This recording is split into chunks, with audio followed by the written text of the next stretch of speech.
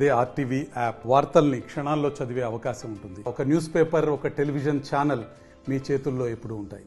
Navy day ఉత్సవాల సందర్భంగా విశాఖ సాగర తీరమంతా కూడా సర్వాంగ సుందరంగా సిద్ధమైంది. మరోవైపు మనం చూసుకుంటే కనుక త్రివిధ దళాల నుంచి ముఖ్యమైన అధికారులతో పాటు వివిఐపీలు అంటే ముఖ్యమంత్రులు లాంటి వివిఐపీలు కూడా విశాఖ నగరానికి ఇచ్చేస్తున్న సందర్భంలో మొత్తం ఈ సాగర తీరాన్ని అంతా కూడా దిగ్బంధనంగా మార్చినట్టుగా మనకు కనిపిస్తుంది. ఏ మూలం చూసినా సరే పోలీసు జాగిలాలు కావచ్చు, అలాగే పోలీసులు కావచ్చు, పోలీసు ఉన్నతాధికారులు కావచ్చు, నావికాదళ అధికారులతో మొత్తం అంతా కూడా ఈ తీరం అంతగా కిక్కిరిసిపోతున్నట్టు కనిపిస్తుంది. మనం ఇటు చూసుకుంటే కనుక వివిఐపీల భద్రత గురించి, అలాగే ట్రాఫిక్ నిర్వహణ గురించి, విన్యాసాల నిర్వహణ గురించి కూడా ఇక్కడ ఉన్నతాధికారులంతా, పోలీసు అధికారులంతా కూడా ఇక్కడ సిబ్బందికి ప్రత్యేక సూచనలు చేస్తూ ఉన్నారు. మొత్తం రేపటి పరిస్థితి ఎలా ఉండబోతుందన్న మీద సమీక్ష నిర్వహిస్తున్నట్టుగా మనకు కనిపిస్తూ ఉంది.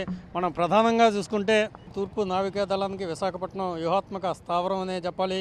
ఈఎన్సీ హెడ్ క్వార్టర్స్ కీలక విభాగాలు కూడా ఇక్కడే ఉంటాయి. ఉక్కు నగరం ప్రజలకు నేవీతోటి అనుబంధం చాలా ఎక్కువనే మనం చెప్పుకోవాలి. పాకిస్తాన్ మీద విజయానికి గుర్తుగా ఏటా డిసెంబర్ 4వ తేదీన ఈ నేవీ డే ఉత్సవాలు నిర్వహిస్తూ ఉంటారు.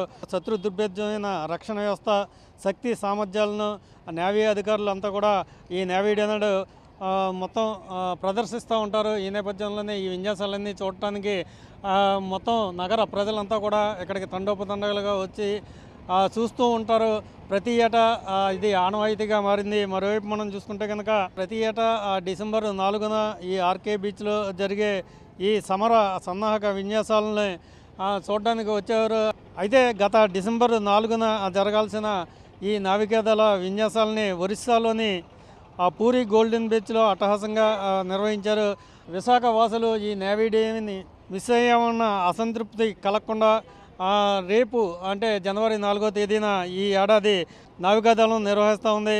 మనం ప్రధానంగా చూసుకోవచ్చు, ఇప్పటికే వారం 10 రోజులుగా నావికాదళం ఈ విన్యాసాల రిహార్సల్ని చేస్తూ ఉంది. మనం ఇప్పుడు చూసుకుంటే కనుక ఒక వార్ జోన్ లాగా మొత్తం విశాఖ తీరం అంతా మనకు కనపడుతూ ఉంది. అత్యాధునికమైన వార్ షిప్లు, మార్కోస్ బలగాలు మోహరించాయి. మొత్తం తీరం అంతా కూడా ఫైటర్ జెట్లు, అలాగే సబ్మెరీన్లు, అలాగే గ్లైడర్ పార్టీలు మొత్తం అంతా కూడా యుద్ధంలో ఎలాంటి విన్యాసాలు చేస్తారో, యుద్ధ సమయం కనుక ఈ నావికాదళం పాల్గొంటే కనుక ఎలాంటి విన్యాసాలు చేస్తారో, ఎలా తమ పరాక్రమాన్ని ప్రదర్శిస్తారో అదంతా కూడా కళ్ళకు కట్టినట్లుగా ఈ నేవీ డేలో చూపిస్తూ ఉంటారు. దానికోసం ఒళ్ళు గగురు పొడిచే ఈ విన్యాసాలన్నీ చూడటానికి జనం ప్రత్యేకంగా తరలి వస్తూ ఉంటారు.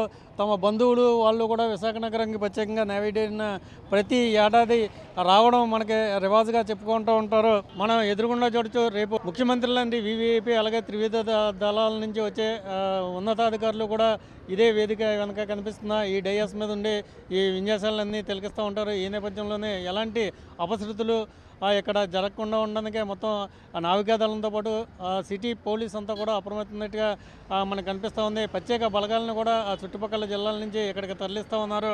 రేపు విశాఖ బీచ్ రోడ్లో ప్రత్యేక ట్రాఫిక్ ఆంక్షలను కూడా నిర్వహిస్తారు. ఈ నేపథ్యంలోనే ఏ రూట్ అంట ఈ ముఖ్యమంత్రి వస్తారు, ఏ రూట్ అంట ఈ ఉన్నతాధికారులు వస్తారనడానికి ప్రత్యేక ట్రయల్స్ కూడా ఇక్కడ నిర్వహిస్తున్నారు. మనం చూసుకుంటే కనుక రేపు మధ్యాహ్నం మొదలయ్యే ఈ నావికా విన్యాసాలకి సాయంత్రం ముఖ్యమంత్రి చంద్రబాబు నాయుడు ఆంధ్రప్రదేశ్ రాష్ట్ర తరపున ముఖ్య అతిథిగా హాజరవుతారు. 2-3 గంటల పాటు ఇక్కడే ఇదే వేదిక మీదుగా ఈ విన్యాసాలని ఆయన తిలకిస్తారు.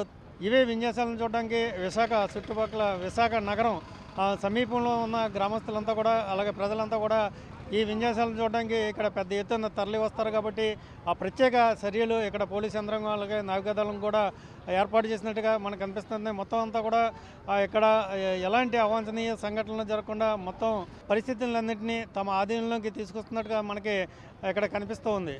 విశాఖ సాగర తీరం నుంచి cameraman Ajay Varma for RTV.